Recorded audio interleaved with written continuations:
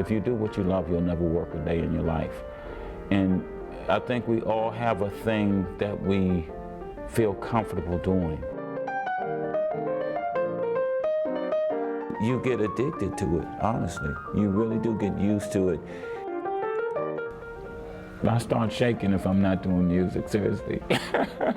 It's this type of passion that inspired Rockville's Terry Marshall to pursue a career in music, but it was the hard work and dedication that made it all happen. And I went in and I told the counselor that I wanted to go into music. The counselor told me that that was a bad idea. You know, that I was just dreaming, et cetera, et cetera, et cetera, and I needed to pick something else. So. And I went to Morgan State University in Baltimore as a speech communications major. Most of the way through the program, I was a Dean's List student at the time. I realized that I was cutting speech communications classes to practice piano, and that I didn't want to do that. I think that everybody has a calling, and I think that when you're very young, you don't really realize what that means. I think it's probably your teens or something like that that you really realize it.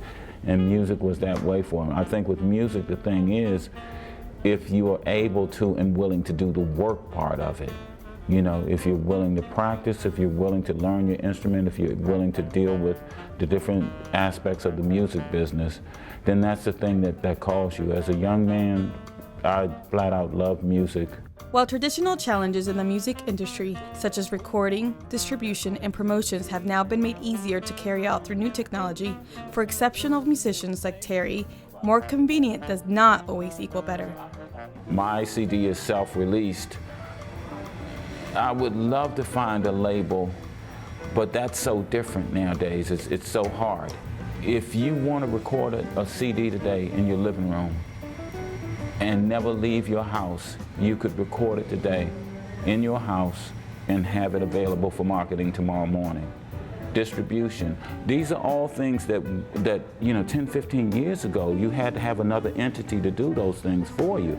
When I got offers from labels about my CD, I could do better than all of that stuff. What they were saying, well, we would charge you this much per CD and all of that stuff. And then you go online and you look at iTunes and all of those types of things. You can just register it for iTunes and all that type of stuff. So all of that has changed an awful lot. And what a deal would be and what people would do for you is just very different. And so that's why you get a lot more independent artists, because you can. And eventually there's going to be an entity that combines all those things and can let me just play the piano. Terry's inspirations to write his pieces come from his travels, love of other musicians and sounds, and perhaps the most important, his family. So much so that one of his favorite pieces is the song he wrote for his daughter, Teresa.